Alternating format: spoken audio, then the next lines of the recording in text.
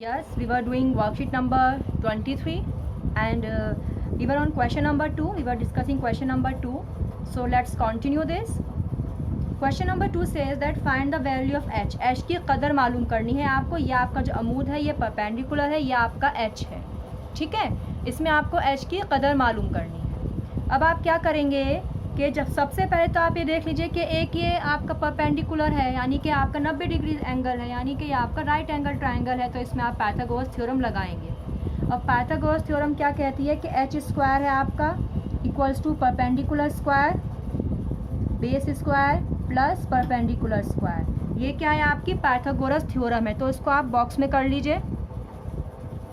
और ये लाइन मैंने ऑलरेडी लिखी हुई थी, वो शायद गलत हो सकती है, देख लेते हैं. ये आपकी पाइथागोरस थ्योरम है जो आपको पता होनी चाहिए और आपने पढ़ चुके हैं, वर्कशीट नंबर 23 में ही पढ़ चुके हैं पाइथागोरस थ्योरम. ठीक है, अब आपको क्या करना है, सिर्फ वैल्यूज़ पुट करनी है बस, और कुछ नहीं करना. एच मतलब हाइपोटेन्यूज, जो किसी राइट एंगल ट्रायंगल की सबसे बड़ी साइड होती है, तो आपने एच की जगह 10 रखा.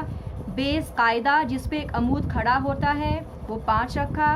परपेंडिकुलर अमूद, इसकी हाइट आपको निकालनी है तो आपने एच रखी. 10 का स्क्वायर कीजिए, आपका 100 आएगा. स्क्वायर का मतलब ये होता है कि आपको 10 को 2 बार मल्टीप्लाई करना है. देखिए मैं दोबारा बता देती हूँ, एक एक बात जो मुझे लग रहा है मैं बताती जा रही हूँ. अभी आपके ऊपर डिपेंड है कि उसको कितना आप याद रखते हैं. तो 10 का स्क्वायर का मतलब हुआ कि 10 को मैंने 2 बार मल्टीप्लाई किया तो मेरा 100 आया. ठीक है, सिमिलरली 5 का स्क्वायर मतलब 5 को आप 2 बार मल्टीप्लाई करें तो कितना आएगा, आपका 25 आएगा. और एच स्क्वायर आप ऐसे ही रखिए. ठीक है, अब यक्सा यक्सा एक जगह मीन्स वेरिएबल वेरिएबल एक जगह, कांस्टेंट कांस्टेंट एक जगह. तो वेरिएबल तो आपको एच स्क्वायर एक ही वेरिएबल दिख रहा है तो उसको यहीं रख दीजिए. इस 25 को आप इधर ले आइए, ट्रांसपोजिशन मेथड कहते हैं इसको. तो 100 में से जब 25 माइनस होगा, माइनस क्यों होगा, क्योंकि आप देख सकते हैं कि 25 से प्लस का है और इक्वल के जब इस तरफ जाता है तो निशान चेंज हो जाते हैं. तो आपका 25 अब माइनस हो जाएगा और ये एच स्क्वायर ऐसा ही रहेगा. ठीक है, 100 में से 25 जाएगा, आपका कितना बचेगा, 75. देख लीजिए ना, 10 में से 5 5 हो गया, फिर 9 में से 7 2 हो गया, 75 बचा. और ये आपका एच स्क्वायर आ गया. ठीक है, अब आपको h निकालना है, एच स्क्वायर नहीं निकालना है. तो इस स्क्वायर को आप 75 को दे देंगे. और आपको मैंने बताई थी वाली बात, आपने पढ़ी थी अपने 8th क्लास के चैप्टर में स्क्वायर एंड स्क्वायर रूट्स में, कि जब ये अगर यहाँ है तो स्क्वायर है, लेकिन जब ये इक्वल के इस तरफ जाएगा तो स्क्वायर रूट बन जाएगा. अभी h खाली हो गया ना.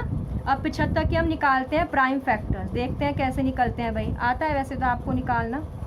5 एकम 5 6 7 2 बच गया, 25 बन गया. और 5 पंजे 25, 5 तिया 15, 3 एकम 3.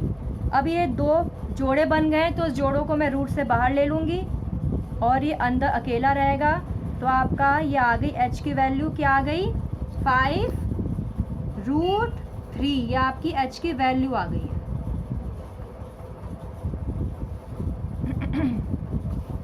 तो what is h value, 5√3 centimetre आपकी h की वैल्यू आ गई है. नाउ सेम आपका अब ये क्वेश्चन है, इसमें भी आप पाइथागोरस देख रहे हैं, इसमें आपको कैपिटल H लगाना है. तो आपको पता है capital H square equals to, sorry निकालना है, perpendicular square plus base square. Enclose this in a formula, sorry enclose this in a box. h की वैल्यू रखिए. We don't know the value of h, तो इसको keep h, इसको h ही रख लीजिए. परपेंडिकुलर है 25 आपका, इसका स्क्वायर कर लीजिए. और बेस है आपका 180. कितने बड़े नंबर दिए हैं पर कोई फ़र्क नहीं पड़ता, हमें पता है हमें सिर्फ वैल्यूज़ रखनी है और इसका आंसर निकालना है. तो अब आपका h स्क्वायर 25 का तो आपको पता है 625 होता है. ठीक है, और 180 का आप निकाल लीजिए यहाँ से. तो अगर आप चाहें तो देखिए, आप 18 को 18 से मल्टीप्लाई कर दीजिए और 2 0 एंड में लगा दीजिएगा. ठीक है, या तो आप 180 को 180 से मल्टीप्लाई करके इसका स्क्वायर निकाल लीजिए. तो 8 8 64, 4 6 goes up, 8 1 8 और 6 प्लस कर दो 9 10 11 12 13 14 और 8 एकम 8 और 1 एकम 1, 8 9 10 11 12 और ये आपका यानी कि 324 आपका इसका स्क्वायर बनेगा। 324 किसका बनेगा? 18 का। और ये 1 0 है और उसके आगे 2 0 लगा दो, ठीक है, क्योंकि स्क्वायर 2 0 लग जाएंगे। अभी इन्हें आप प्लस कर दीजिए।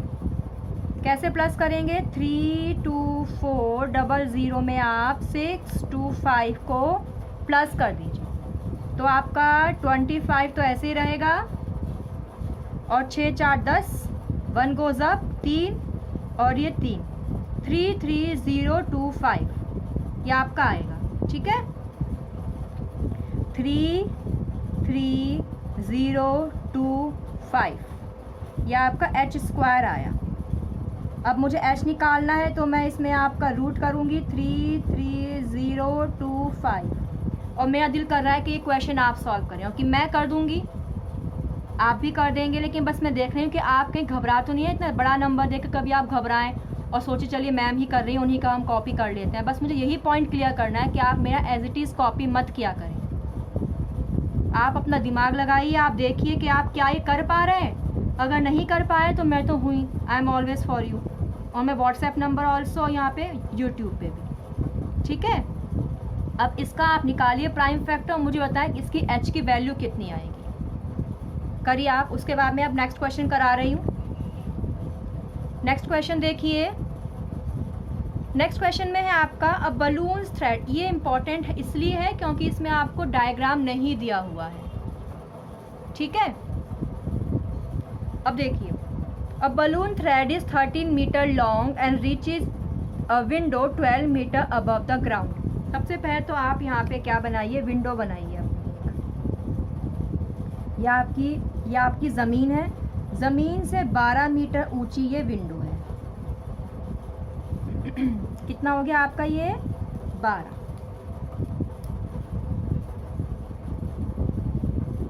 12 मीटर, ठीक है।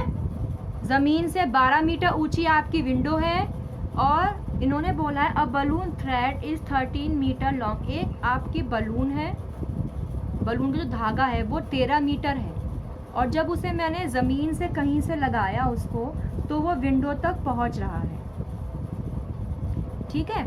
यानी विंडो तक वो ऐसे पहुंचेगा। ये आपका बलून हो गया।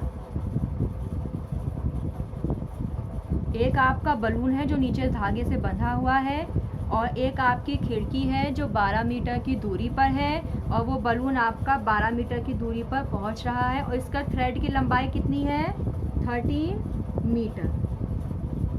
अब आपको ये पता करना है कि ये इस कील से, जहाँ जिस कील पे ये लगा हुआ है उससे और इस दीवार की जो नींव है, सॉरी जो बेस है, ये कितना दूरी है? मीन्स आपको इसकी दूरी निकालनी है, इसकी बेस। ये क्वेश्चन मार्क। देखो, a balloon thread is 13 metre long and reaches a window 12 metre above the ground.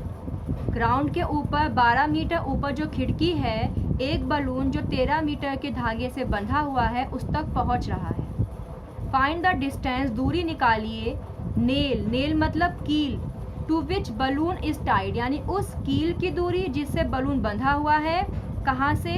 Base of the wall, इस दीवार के बेस से। तो इस दीवार के बेस से इस कील की दूरी यही बनेगी। यानी कि बेसिकली आपको इनडायरेक्टली एक आपको पाइथागोरस थ्योरम का क्वेश्चन दिया है। बस यहाँ पे इतना है कि यहाँ पे आपको जज भी खुद ही करना है कि कौन सी थ्योरम आपकी लगेगी।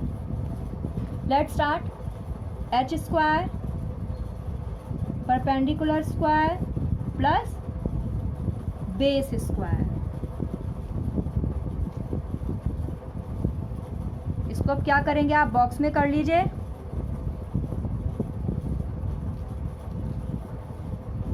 अब अगेन सिंपल आपको इसमें वैल्यू पुट करनी है और कुछ नहीं करना।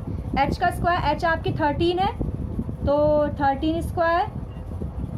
इसमें आपको साबित नहीं करना है क्या आप पहले लेफ्ट हैंड साइड लेके चलेंगे, फिर आप राइट हैंड साइड लेके चलेंगे, फिर आप साबित करेंगे? साबित नहीं करना है, इसमें आपको पूरा फाइंड करना है, कायदे की जो बेस है उसकी कदर मालूम करनी है। तो इसमें आपको साथ साथ लेके चलना है। तो आपका परपेंडिकुलर क्या है, आपको पता है 12,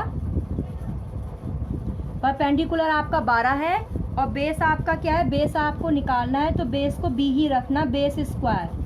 13 का स्क्वायर आपको पता है 169 है, नहीं पता तो 13 को 13 से मल्टीप्लाई करके देख लेना, वरना याद कर लो, ये बहुत इंपॉर्टेंट स्क्वायर्स है जो इजीली आपको याद हो जाएंगे। क्वेश्चन में रिपीटेडली आप देखेंगे आ रहे हैं। बराबर 12 का स्क्वायर क्या है 144 और प्लस बी स्क्वायर। अब इसको यहाँ जाके माइनस कर दीजिए, 169 माइनस 144 आपका क्या बनेगा, बी स्क्वायर। अब 9 में से 4 माइनस किया आपने 5 आया, और 6 माइनस 4 कितना आएगा 2, और ये आपका क्या हुआ B square. Again the question is asking about the distance, distance कितना है वो पूछा है, उसने बी का स्क्वायर नहीं पूछा। तो मैं ये वाला स्क्वायर हटा के यहाँ लगा दूंगी, तो ये रूट बन जाएगा स्क्वायर रूट, और 25 का स्क्वायर रूट क्या होता है 5। देखिए कैसे बताती हूँ मैं, 5 इंटू 5, 25 को खोला, अब ये 2 पेयर बन गए, तो ये पेयर बाहर आ जाएंगे रूट से, और 5 ही बन जाएगा। तो 5 मीटर आपका क्या आ गया, बेस, और ये आपका फाइनल आंसर आ गया। यानी वो 5 जो आपकी खिड़की की जो दीवार है आपकी, वो दीवार उस कील से 5 मीटर की दूरी पर है। हो गया क्वेश्चन आपका।